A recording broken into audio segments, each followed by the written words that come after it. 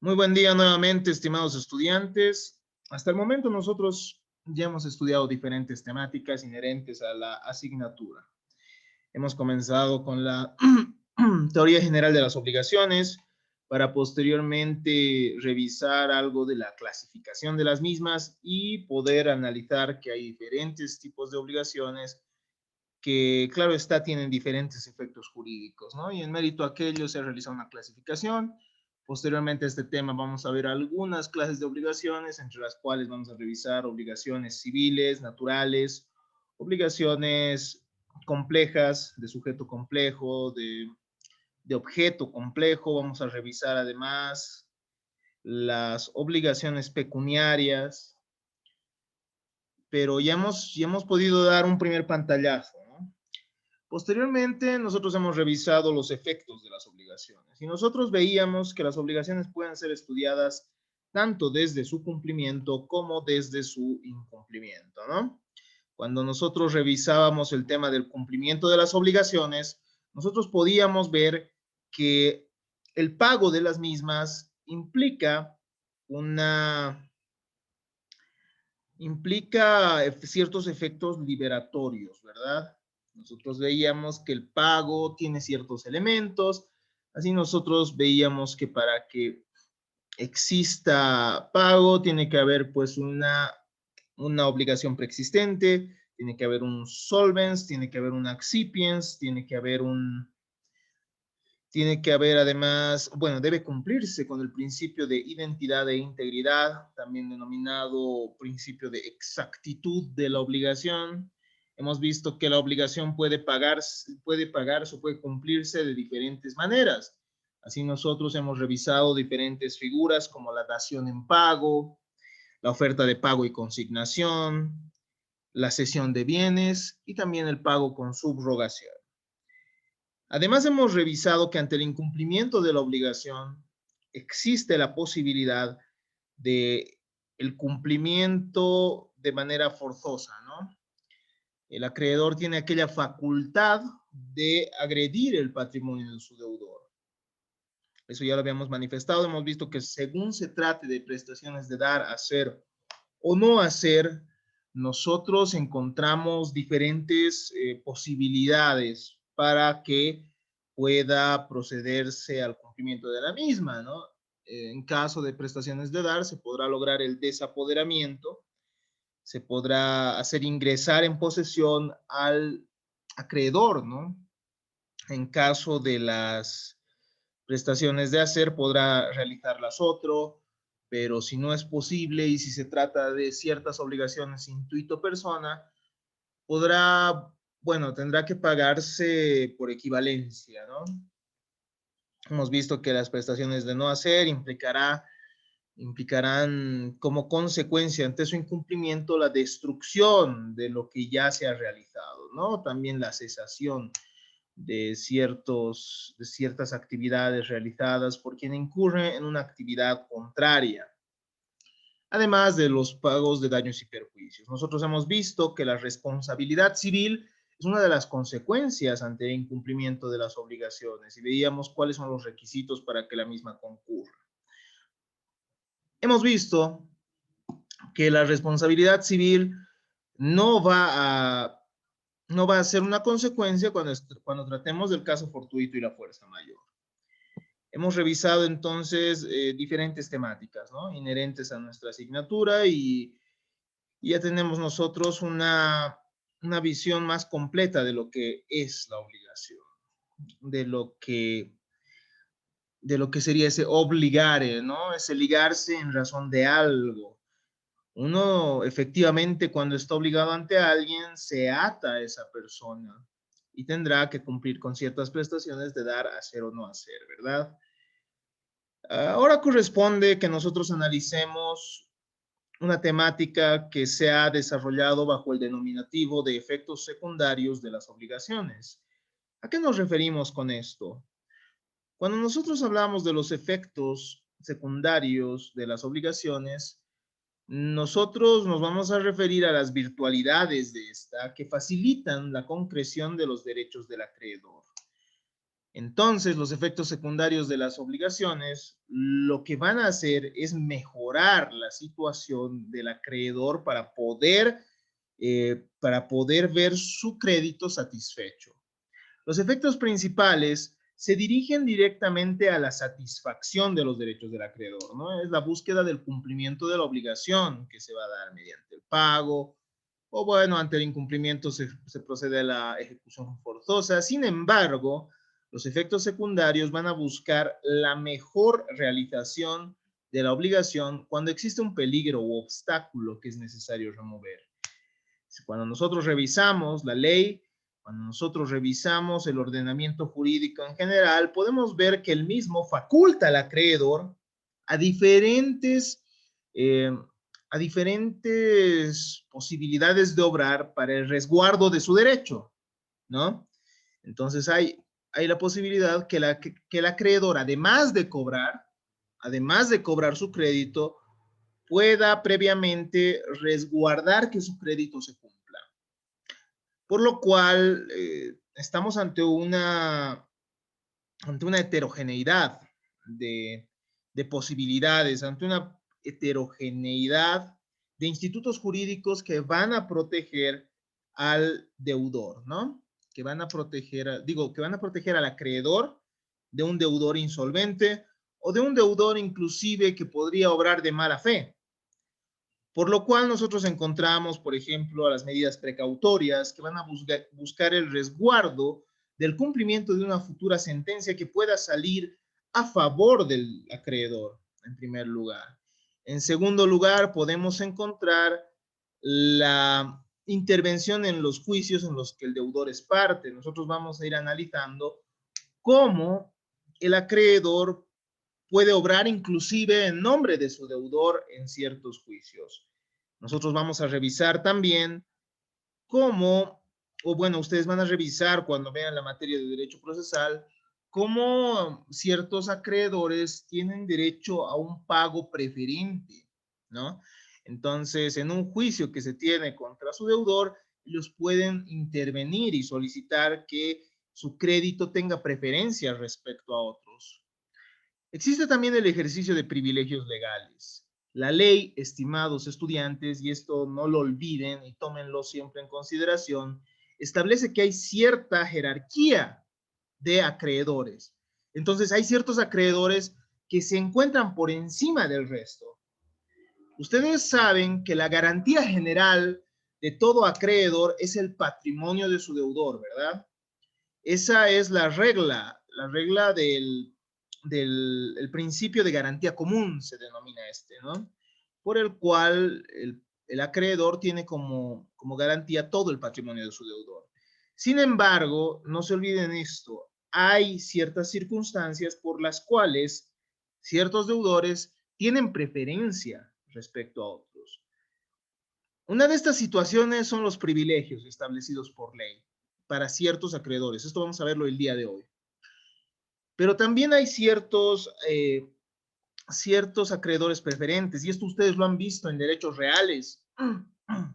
Cuando ustedes revisaban la hipoteca, la anticresis, y cuando revisaban la prenda, que son derechos reales de garantía, ustedes veían que estos generan un jus preferendi, ¿no? Un derecho de preferencia. Primero en el tiempo, primero en el derecho, también respecto a los registros de la hipoteca, de la anticresis. Entonces, ustedes veían que en realidad la hipoteca, la anticresis y la prenda buscan resguardar, buscan garantizar cierta deuda, ¿verdad? Y en caso que se incumpla esa deuda, se procede a la venta judicial del bien que está afectado en prenda, en hipoteca o en anticresis, ¿no? Pero además de estos tres que son ciertas preferencias que pueden ser convencionales o legales, hay privilegios. Hay créditos que vamos a enumerar el día de hoy y que tienen prevalencia respecto a otros. Aspecto que no deben olvidar, ¿no? También existe el derecho de retención. Ustedes han podido estudiar al respecto cuando ustedes han visto la materia de derechos reales, pues el derecho de retención implica que una persona pueda retener un bien hasta el momento en que se vean satisfechos los créditos que tienen, ¿no? Y ustedes veían que el anticrecista, así como el acreedor prendatario, eh, tienen esa facultad de retener el bien hasta que se les pague aquel crédito que ellos tienen, ¿verdad? Por otro lado, tenemos las acciones de integración y deslinde del patrimonio del deudor y otros. Vamos a ver cómo, por ejemplo, si un determinado deudor fallece y sus hijos entran en la sucesión hereditaria, ingresan, se apertura la sucesión e ingresan ciertos herederos, ustedes saben que los patrimonios se confunden, ¿no? Es decir, si una persona fallece, sus hijos son deudores a la vez de las mismas deudas que tenía esta persona. Quien contrata para sí, contrata para sus herederos. Pero ¿qué sucede? Según la teoría del patrimonio, lo que pasa es que se confunden los patrimonios, ¿verdad? Todas las personas tenemos un patrimonio y el patrimonio está compuesto tanto por deudas como por bienes. Está compuesto tanto por deberes como por derechos de carácter pecuniario, es decir, valuables en dinero, ¿verdad? Entonces, el momento en que nosotros fallecemos, nuestros herederos no solo van a heredar todos los bienes, sino también van a heredar todas las deudas. Y se van a confundir los patrimonios, ¿no? A menos que exista el beneficio de inventario, que ustedes ya lo han debido ver también a grandes rasgos en la materia de personas probablemente, o cuando trataban algunas otras temáticas del derecho civil, ¿verdad? Cuando trataban también en la materia de bienes. Entonces, como una persona hereda no solo los derechos, sino también las deudas, existe la posibilidad que el deudor de la persona que ha fallecido diga, un momento, a mí no me conviene que los bienes del acreedor, de mi acreedor, digo, de mi deudor, perdón, de mi deudor, se mezclen con los bienes de su heredero. ¿Por qué? Porque su heredero puede tener otros deudores, ¿no? Su heredero puede tener más deudores que el mismo causante, es decir, que la misma persona que ha fallecido. Entonces, a mí me conviene que se separen y se delimiten los patrimonios para que yo primero me cobre del patrimonio de la persona que ha fallecido. Y después, bueno, que se mezclen los patrimonios y ya, bueno, verá el heredero cómo podrá satisfacer las deudas que existen, ¿no? Entonces, son interesantes, hay diferentes mecanismos y son diversos aquellos que permiten al acreedor el resguardo de sus derechos, ¿no?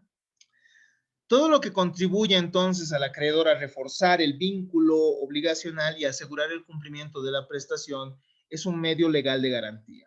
Estos medios legales de garantía van a ser los denominados efectos secundarios de la obligación, ¿ya? Primer aspecto. Entonces, les pido por favor tener esto muy presente y tomar la atención necesaria, ya que tratamos de temáticas trascendentes, de temáticas que al final nos interesan y que son prácticas y que van a buscar el resguardo del acreedor. Conociendo estas, nosotros vamos a poder, inclusive en ciertas circunstancias, proteger los créditos de las personas que pidan nuestro asesoramiento en algún momento. O cuando el día de mañana ustedes sean jueces, podrán aplicar estos institutos jurídicos. Dentro de las garantías, dentro de estas garantías que buscan el resguardo de los créditos, nosotros encontramos garantías convencionales, garantías legales y finalmente garantías judiciales, ¿ya? Empecemos con las garantías convencionales. Son aquellas que surgen de la autonomía de la voluntad. Es decir, que tanto el deudor y el acreedor, mediante su voluntad, mediante su consentimiento, es decir, esas dos voluntades que se han puesto de acuerdo respecto a algo, han decidido que exista cierta garantía para el cumplimiento de las obligaciones. Dentro de estas, nosotros podemos encontrar en primer lugar a la fianza convencional. Muchas veces ustedes han debido escuchar que existen garantes, ¿no? garantes. Es decir, una persona garantiza a otra el cumplimiento de la obligación que tiene con el banco. Usualmente esto lo han escuchado con el banco, ¿no? El banco dice, a ver, presénteme a un garante, va y le dice, esta persona me va a garantizar. También ustedes han debido ver, por ejemplo, en materia penal, ¿no? El juez dice, a ver, un momento, ¿qué pasa si usted se escapa? ¿Quién va a garantizar que usted vuelva? Entonces, que usted se va a someter al proceso. Esta persona va a garantizar y va a tener que pagar cierto monto de dinero en caso que yo incumpla con las disposiciones de su autoridad, ¿no? Entonces, ustedes han visto, como les manifestaba, que muchas veces las personas ofrecen garantes. ¿Y qué es lo que está diciendo, en otras palabras, el garante? El garante lo que está diciendo es, en palabras muy sencillas, si esta persona no cumple con la obligación, yo voy a cumplir con la obligación. Eso es lo que está diciendo un garante, ¿no? Y esa es la denominada fianza convencional, que es uno de los contratos establecidos por nuestro Código Civil, ¿no? La fianza convencional, entonces, es un contrato en el cual una persona se compromete a responder las obligaciones de otra, aun cuando el deudor no conozca de este aspecto, ¿no? Es una persona que le está diciendo, un momento, si esta persona no te puede pagar con su patrimonio, tú puedes agredir mi patrimonio. Eso es lo que está diciendo este garante, este fiador convencional, ¿no? Y entre las principales consecuencias, obviamente son varias que van a estudiarlas ustedes en la materia de contratos, pero vamos a revisar cuáles son las principales consecuencias, ¿no? Y efectos jurídicos. En primer lugar, lo garantizado no puede exceder lo que debe el deudor bajo pena de nulidad. Es decir, que alguien que va a garantizar a otra persona solo puede garantizar en la medida de lo que el deudor debe, ¿no? Si es que el monto fuera mayor, nosotros nos encontraríamos ante una circunstancia que ameritaría la nulidad, es decir, la invalidez del acto. El fiador tiene que tener suficientes bienes para responder con la obligación. Esto lo manifiesta el artículo 923 de nuestro Código Civil. Y esto tiene sentido, ¿no? Porque el fiador es alguien que va a pagar en defecto del deudor. Si el deudor es insolvente, entonces nosotros atacaremos el patrimonio del fiador. Si el fiador propuesto por el deudor que ha caído en insolvencia, cae en insolvencia, entonces tiene que sustituirlo. Eso lo prevé el artículo 924. Probablemente el deudor diga, esta persona me va a garantizar, pero esta persona, este fiador es insolvente, entonces se puede exigir al deudor que cambie de fiador, que cambie de garante por alguien que sea solvente. Pero si ha sido el mismo acreedor el que ha propuesto al fiador, entonces no es necesario realizar tal cambio. El fiador, estimados estudiantes, puede invocar el beneficio de excusión u orden para que previamente se ejecuten los bienes del deudor de la obligación principal. Ustedes que ya han visto derecho procesal saben qué son las excepciones, ¿no? Las excepciones son medios de defensa que se invocan en juicio o en un proceso. El fiador, estimados estudiantes, lo que va a decir mediante sus mecanismos de defensa, mediante el beneficio de excusión, es lo siguiente. Un momento, antes de ejecutar mi patrimonio, tiene que agotarse la ejecución del patrimonio de la persona que yo estoy garantizando, de la persona a la cual yo estoy, sobre la cual yo he prestado fianza. ¿Qué significa? Antes de atacarme a mí, antes de atacar mi patrimonio, tienen que atacar todo el patrimonio del deudor principal. Ese es el denominado beneficio de excusión. ¿Hay ciertas excepciones? Claro que sí. Cuando hay solidaridad, por ejemplo, no se puede invocar el beneficio de excusión. Pero el beneficio de excusión, reitero, es un mecanismo legal de defensa para el fiador. El fiador, entonces, si es que puede invocar este beneficio, dirá, ataquen primero al patrimonio del deudor y después recién a mí como garante. También existe el beneficio ese es el beneficio de excusión u orden, ¿no? Primero al deudor, después recién al garante. También puede invocar el principio de división si existen varios fiadores.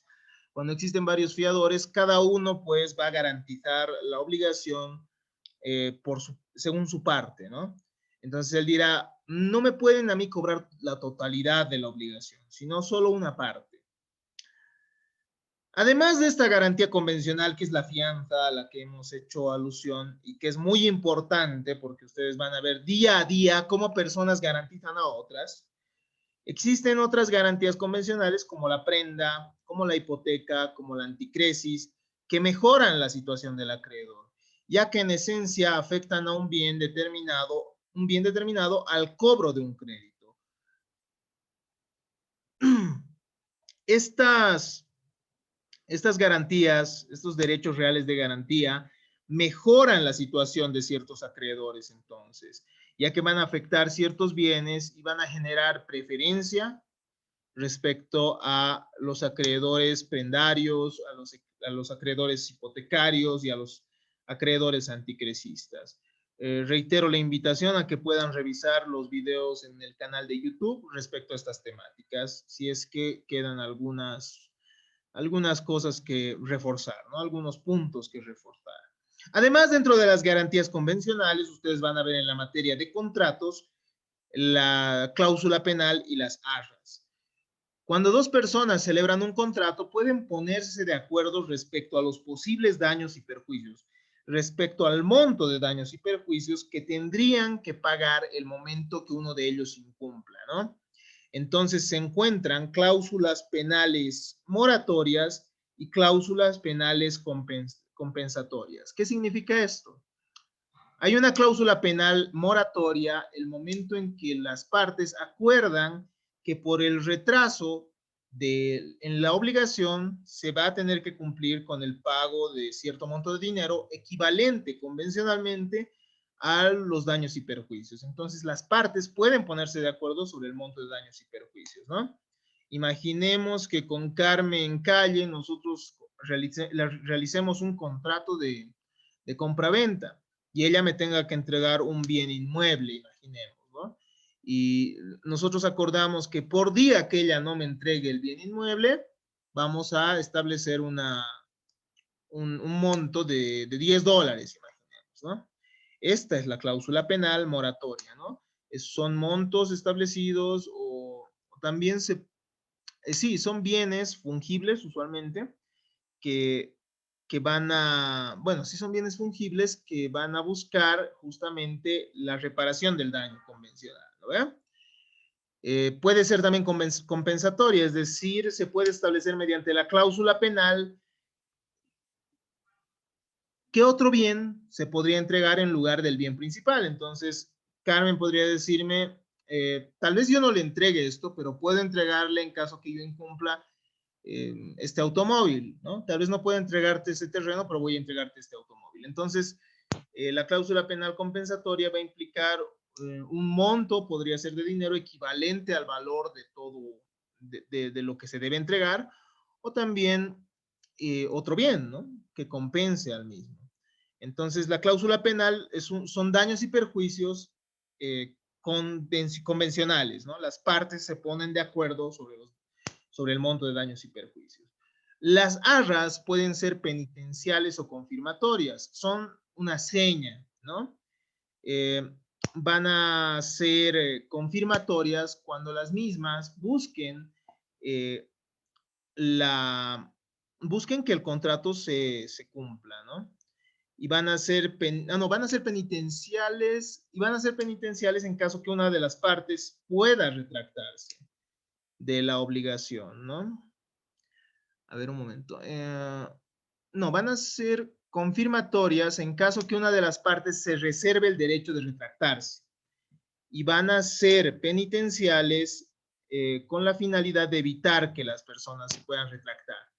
La diferencia entre las arras y el derecho y la cláusula penal es que en las arras efectivamente se realiza un pago de un monto de dinero el momento en que ya las partes han acordado el contrato, ¿no? Una seña.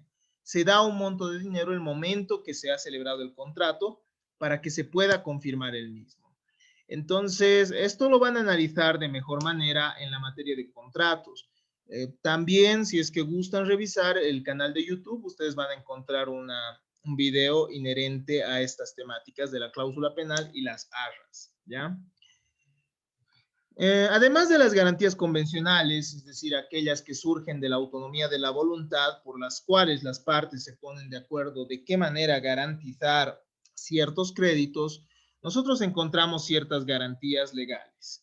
Y las garantías legales, estimados estudiantes, van a surgir de la ley, tal cual lo dice su nombre, ¿no? Y entre estas encontramos unas muy importantes que son los privilegios. ¿Qué son los privilegios? Los privilegios son calidades que tornan preferentes a ciertos acreedores respecto de otros. Los acreedores privilegiados se encuentran por encima de cualquier otro acreedor, incluso por encima de los acreedores hipotecarios, de los acreedores prendatarios e incluso de los acreedores anticresistas. A ver, revisemos a qué se refieren estos privilegios. Pensar entonces en los privilegios, estimados estudiantes, implica la reflexión sobre el orden de prelación en que se ubicarán los créditos de los distintos acreedores para hacerse efectivos sobre el patrimonio del deudor, justamente cuando exista una situación de insuficiencia de bienes, ¿no? Entonces, si los bienes resultan insuficientes alguna vez, los privilegios podrán invocarse para el cobro de ciertos bienes, ¿no? Y los privilegios pueden ser generales o pueden ser especiales. Dentro de los privilegios generales, nosotros enumeramos algunos, ¿no? Están previstos por el artículo 1345 del Código Civil y tenemos también los privilegios generales.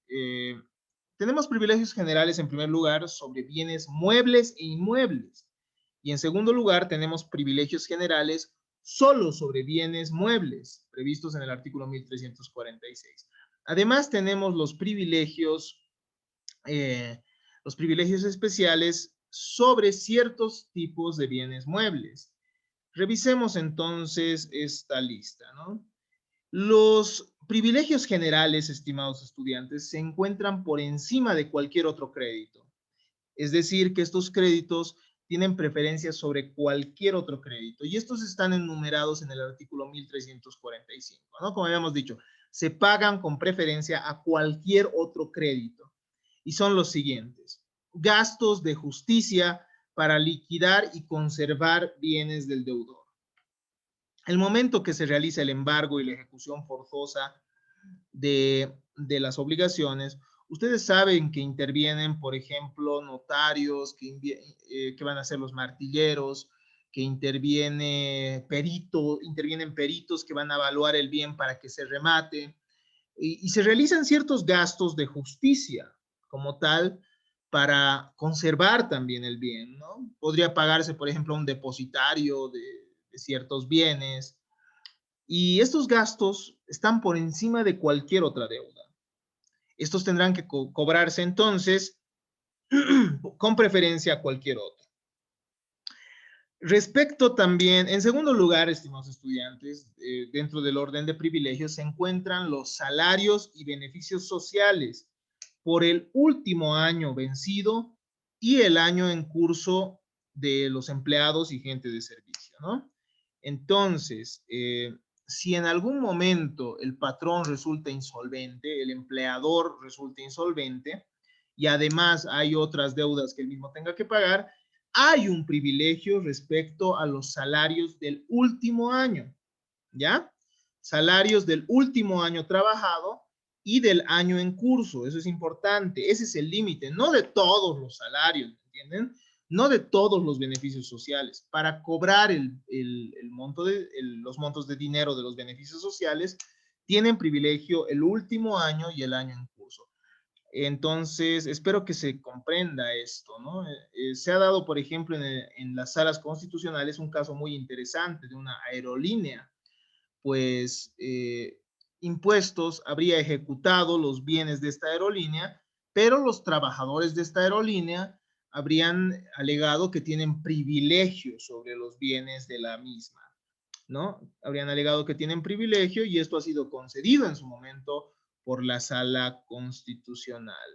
Dentro de los privilegios generales, también nosotros tenemos los derechos de autor, de escritores, compositores y artistas, por los últimos 12 meses. Sobre estos también existen privilegios para poder cobrar las deudas, ¿no? Entonces, esto respecto a bienes muebles e inmuebles. Y reitero, estos tres que acabo de enumerar y que están establecidos en nuestro Código Civil, se pagan con preferencia a cualquier otro crédito y en ese orden, ¿no? Entonces, los gastos de justicia están por encima de los salarios y beneficios sociales y por encima de y los salarios y beneficios sociales del último año y del año en curso están por encima de los derechos de autor. También tenemos derechos, privilegios sobre bienes muebles, ¿no? Previstos en el artículo 1346 de nuestro Código Civil. Entre estos nosotros encontramos los gastos funerarios, ¿no? Gastos funerarios, los gastos de los últimos 6 meses de vida a prórrata entre los acreedores, es decir, ciertos gastos que se van a realizar en hospitales, o digo, en gastos médicos, en clínicas, en medicación, alimento de cierta persona en sus últimos 6 meses de vida, ¿no? Entonces, esto tendrá un privilegio sobre sus bienes muebles. Suministro de alimentos, vestidos, habitación, hechos al deudor para sí mismo y para su familia en los límites de su necesidad en los últimos 6 meses. Si a alguien se le debe dinero por esos alimentos, vestido, habitación, tendrá privilegios sobre los bienes muebles del deudor, ¿no? La asistencia familiar de los últimos 6 meses también es uno de los privilegios sobre bienes muebles. Después tenemos los créditos del Estado recién, como pueden ver, ¿no? U otras entidades públicas por impuestos directos, exceptuando los impuestos inmobiliarios, ¿no? Créditos del Estado sobre bienes del imputado y civilmente responsable. Ustedes han visto en materia penal que existe un fondo de reparaciones, ¿no ve? En materia penal existe ese fondo de reparaciones. ¿Para qué? Para reparar los daños a las víctimas. Hay un fondo que busca aquello, ¿no? Y el Estado entonces podrá cobrar al imputado y habrá también ese privilegio que tiene el Estado, ¿no? Tenemos además los privilegios especiales. Los privilegios especiales. Y estos van a recaer sobre bienes muebles específicos, ¿no? Y sobre estos, por ejemplo, tenemos el crédito del arrendador sobre los enseres destinados a la explotación de la cosa, muebles y objetos para guarnecer la cosa o parte de ella. Ustedes van a ver entonces que el propietario, el que va a dar en alquiler un determinado bien, tiene como garantía ciertos bienes del inquilino, ¿no? Va a tener los enseres destinados a la explotación de la cosa, los muebles y objetos que pudieran incluso ser de ornamento, ¿no? Entonces, esos bienes los puede retener y eso van a aclararlo mejor en la materia de contratos. El propietario, es decir, el arrendador, el que da en alquiler un determinado bien, va a tener como garantía los bienes muebles del inquilino, ¿no? El crédito de transportistas sobre las cosas porteadas para su retribución, ¿no? Los transportistas entonces tendrán también privilegios sobre las cosas que transportan y ellos incluso podrán retenerlas hasta que se paguen, ¿no? Los montos de dinero inherentes al transporte o a su servicio. El crédito de almacenes sobre gastos de depósito. Eso, bueno, ya ahí está la respuesta, no es muy simple. Los almacenes entonces sobre los bienes que están en depósito tendrán privilegio. El crédito resultante de abuso y prevaricación que cometan en ejercicio de sus funciones sujetos a fianza sobre fondos de su fianza. Hay ciertos trabajadores, ciertos servidores públicos, ustedes saben que al ingresar realizan un pago de fianza, ¿no ve? Los notarios, por ejemplo, para ingresar a trabajar pagan un monto de fianza.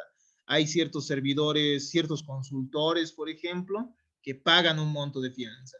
Y el Estado va a tener privilegios sobre esos montos de fianza en caso que estas personas obren de manera abusiva en el ejercicio de sus funciones, ¿no?